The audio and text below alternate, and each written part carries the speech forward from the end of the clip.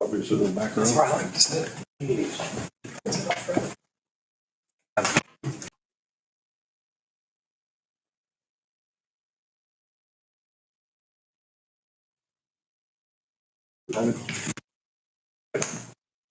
All right, we will call this meeting to order, the April 8th Planning Commission meeting. If you haven't signed in, please do so out there. We will start with the roll call. Earl Carpenter. Amanda Cope. Here. Josh Fletcher. Present. Tina King. Jack Brianna. Here. Jennifer Sharkey. Here. Brant Moore. Jeff Peters. Susan Ralston. Steve White. Nick Sutton. Here. Hudson Pedro. Present.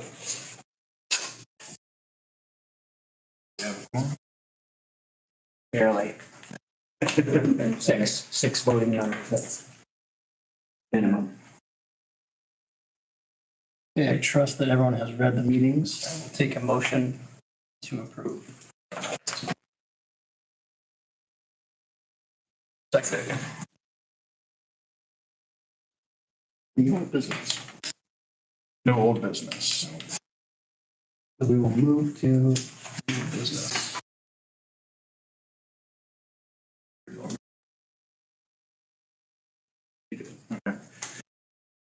Briefly for you guys on how we flow our meetings, I will read the staff report prepared at the end of the staff report meeting or portion. I'll ask the board if there's any additional questions from what I prepared in the report. They will ask or not ask at that point. After that point, they'll close the meeting. We'll ask who's here to represent the project. A member can stand up and speak on behalf if they shall wish. At that point, the board may or may not have questions for the person. Once that is all concluded, that portion will close and open up to the public for if anyone is here for that portion to speak on or against the project. At the close of that, we'll go for a motion, the move with favorable recommendation for this evening's case on a vote, and then we'll continue flowing through the rest of the agenda, but that's typically how our portions go for each specific case assigned for this evening.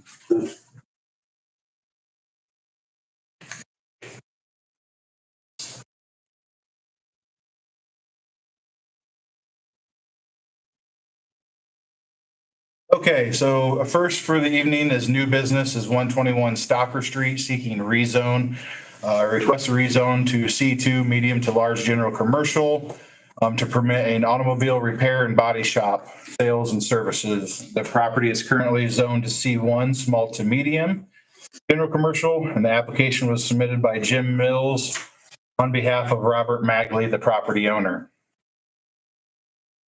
As mentioned, the property is located at 121 Stocker Street, seeking rezone. Applicant Jim Mills, owner Stocker Street Holdings LLC, Bob Magley. Seeking to go from C1 to C2. Current use of the lot is vacant. They're looking to do automobile repair, body shop and services and sales. The hearing date is today's date, April 8th, 2024. Legal notices appeared in the Herald Republican on March 28th, 2024. 8 surrounding property owners were sent notice on March 22nd. Applicable code is Title 18 of the UDO, Indiana Code Zoning Ordinance 36-7-4 600 series, and Indiana Code Commitments Enforcement 36-7-4 1015. The project is not located within a floodplain. The property consists of 1.88 acres along West Stocker Street between North Wayne Street and Willard Street. The property has history of commercial uses, the Angola Concrete Products back in the 1980s, and most recently the Bomag Group, which approximately 2 years ago relocated to a property further north on Willard Street, leaving the property vacant. The petitioner is contingent on purchasing the property and is seeking favorable recommendation for rezone to be able to utilize the property for indoor automobile sales. The current zoning is C1, small to medium general commercial district, which does not support automobile sales. The petitioner's desired use. As the property sits today, it consists of 2 legal consists of two legal non-conforming structures, and the majority of the parcel is covered by gravel, exceeding the maximum lot coverage of 75%. The northernmost building, Building A, as you'll reference in the image below, doesn't meet standards for front yard setbacks, residing completely within the required 50-foot front yard setback. And the largest building, identified as Building B, doesn't meet side yard setbacks of 20 feet to the east property line. Below and left of the image, you can read the definitions of yard front and yard side. Per section 18-184 or .040 legal nonconforming structures, a legal nonconforming structure building shall be permitted to expand in area and height as long as the nonconformity is not increased in the expansion, otherwise meeting the current unified development ordinance. This would result in the north building, Building A, being unable to expand in any direction, increasing the existing footprint, and the larger building to the south, Building B, being unable to expand to the east. The petitioner referenced the intent to provide maintenance and repair to the northern building to keep it safe, aesthetic, and in functional condition, which is acceptable. Since the entire drivable surface of the property is currently gravel, it falls outside the compliance standards outlined in section 18, 160, 120, C as in Charles. This section mandates driveways to be constructed from asphalt, concrete, or another non-porous material. The current property exceeds the allowable 75% maximum lot coverage. Staff recommends that the petitioner to collaborate with city planning and engineering departments to explore options to bring the parcel into compliance.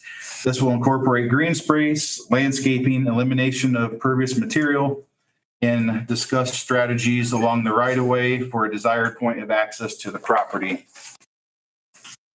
Next is applicable zoning and code provisions. It outlines everything that is additional from C1 to C2 zoning. And in bold text, you'll see the automobile. The plan review comments, we had one from wastewater that wanted to be noted, and that all floor drains must go through an oil water separator in the shop area. Contextual zoning, to the north, you have univertical cemetery. And to the south, you will have the city's dump staging area for gravel, brush, yard waste, et cetera. To the east, you have commercial along North Wayne Street like Napa Auto Parts, Money Source, and other commercial. And to the west, you have Apex Industries and more C1 businesses and industrial businesses along Willard Street. This speaks to the comprehensive plan. Objective 1.5, strongly encourage redevelopment of vacant lots and abandoned structures. And objective 1.7, encourage infill development and commercial growth.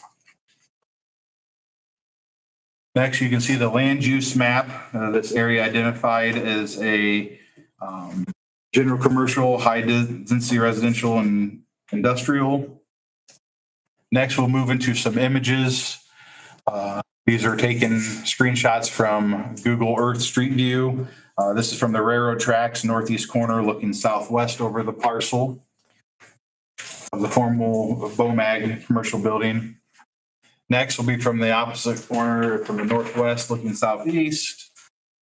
A close-up shot of Building 2, the larger structure on the property, and then Building A right along Stalker Street. To this date, there's been no public input as a result of the notices being sent. And in conclusion, staff is encouraged to see the property be reactivated. This property has been historically used for commercial purposes and complements the existing automobile businesses along North Wayne Street. If the board does recommend approval of the request, staff recommends the following IC 36-7-4 1015 commitments and enforcement that allows the commitments to be made that 1, any further improvements to the drivable surface shall be impervious material as outlined under section 18, 160, 120 C as in Charles. That if in the number 2, in the event that any structural damage or destruction of Building A, which is the one closest to Stalker Street, is caused by an accident, fire, or act of God, the structure shall be raised and rebuild must bring the entire structure into full compliance of the current UDO. And lastly, number 3, it shall collaborate with city planning and engineering departments to develop a plan to bring the property into compliance with the maximum lot coverage via landscaping, installation of green space, and a compliant point of access along the right-of-way of Stockford Street. That is all I have. Any questions for staff?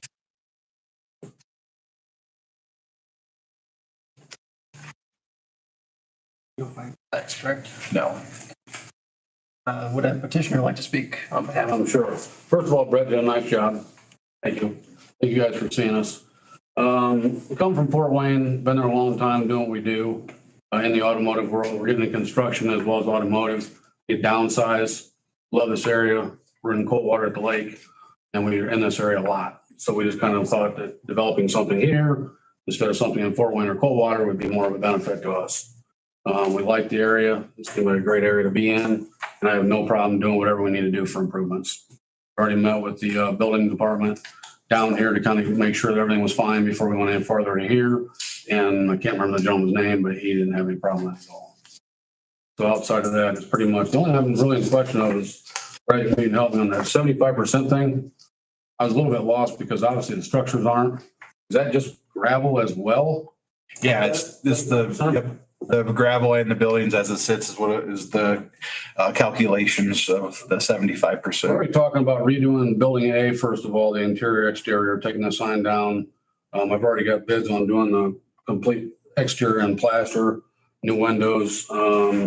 Outside of that, refacing the old building to match the other big building in B. So those will be matching. I'm just not 100% sure what to do down about that side.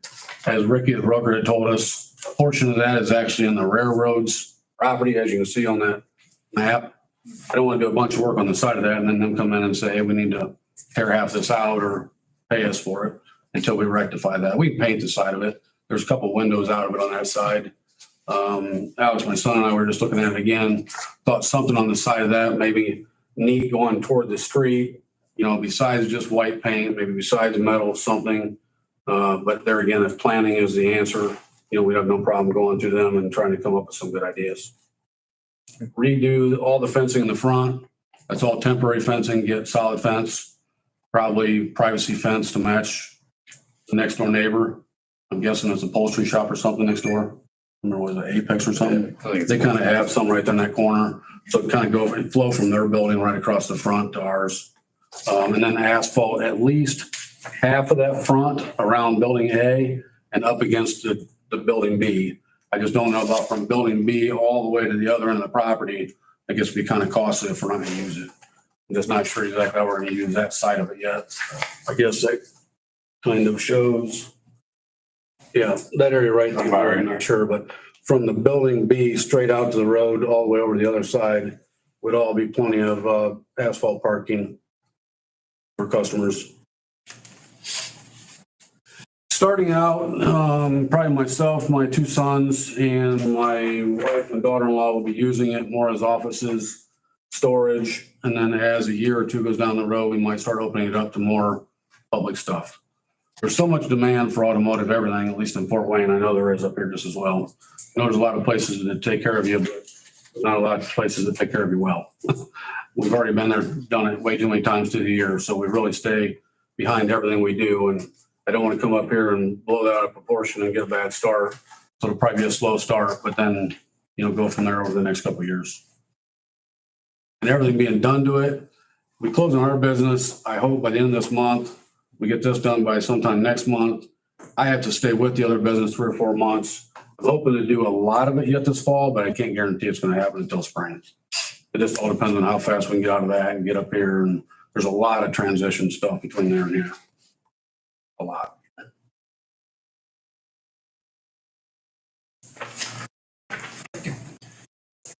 Any questions for petitioner? I got a question. Yeah. Jennifer, you might be able to help answer this. So I just did some quick math. 1.8 acre, right, is the lot size? 1.88, Okay. almost 1.9. So just quick math, 25% of that would be just under half an acre. As far as drainage, point being drainage, right, to make it. I know there's drainage out front, but I didn't see anything to say out back. right in front of building B, there's a large drain.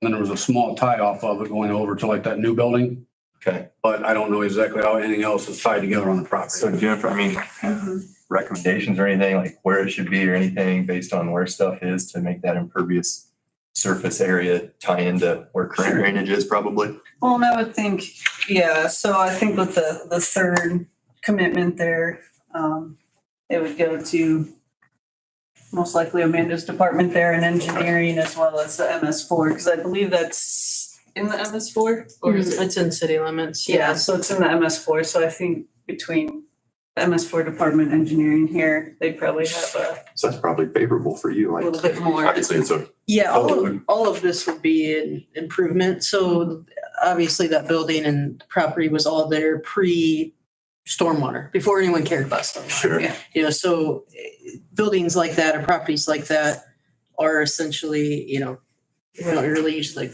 grandfather, but I understand. so we try to work with property owners to get up to our code and make improvements as we go without being a burden. So yeah, everything that they want to do and reducing the lot coverage, all positive on the stormwater side. Perfect.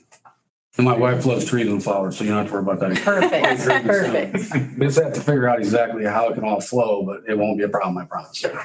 I take down a tree, she makes me put up 10 more. They're off, but Just a quick question. I know you had the paving there around building A. So is the intent to have an access? Let me get my bearings here. Not between building A and the railroad, but building A to the west. yeah, so what I was thinking, on the asphalt side is not probably about the property line, bottom line for the railroad, across around building A and then straight up to building B, then building B going straight to the road. Okay. So, like from here, straight forward, this whole entire area could be blacktopped. And then right about here is where that drain is. So I figured that entire concrete or that asphalt area should be able to drain right in that drain. Because I mean, it's pretty large. So I don't think it'll be any issue. And then possibly down the road, doing something else with this for asphalt, but we're really not using any of this customer type stuff. And I don't have any intention on it. And right now there's a spot here to load semis and stuff. If we'd ever need something like that, I'd hate to asphalt that and just have them tear it up. But again, I really don't know. I do know that we would like to do that other part, yes. Do you guys not prefer a drive coming in between A and the railroad?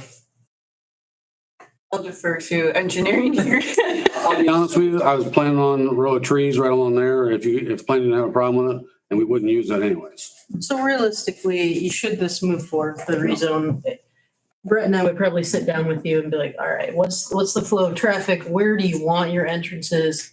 And try to minimize that. Because right now you can pull in pretty much anywhere on your property. And that's what we want to try to eliminate. No, that wouldn't be a problem right down Something that works to, for you guys and still, yeah. is safe.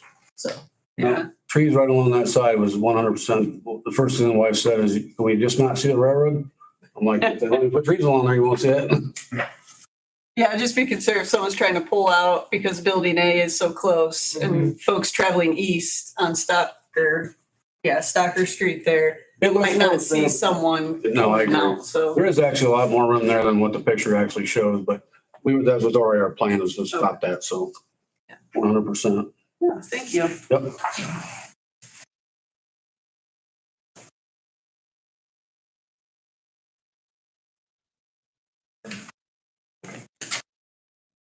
Is there anyone else that would like to speak for or against the project? Okay, hearing none, we will move to a motion. One, here to make a motion.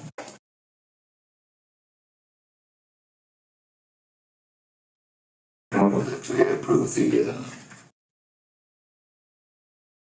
issue as presented, considering the conditions here and the staff recommendation, including the recommendations. What's your motion? Here's a motion, is there a second? I'll second. All in favor? Aye. Aye.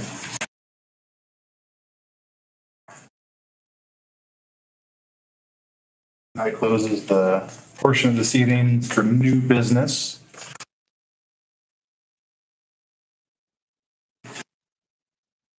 Anything other business-wise from the board? I spoke with Jim prior to last week during our meeting and, what we talked about, he doesn't have any grand poobah plan at this point. We're just kind of trying to figure things out, but, I don't know if he spoke with you yet, Amanda. Yes, not.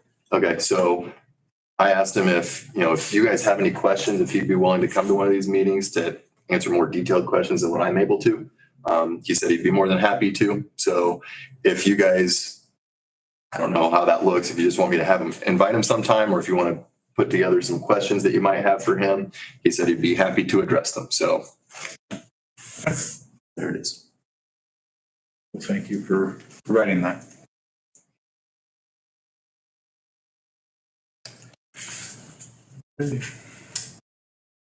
Any other reports, business, present? Okay, call this meeting. Meeting adjourned. Thank you. I have one last thing. I don't know how you guys get board meetings done this fast. I was in baseball board for 10, 12, 15 years. We started drinking after about 3.5 hours. Because parents, and more. We don't let the parents come. Yeah, we got it. I mean, I'm like, wow. All right. 5:21. All right, thanks again, guys. You're welcome.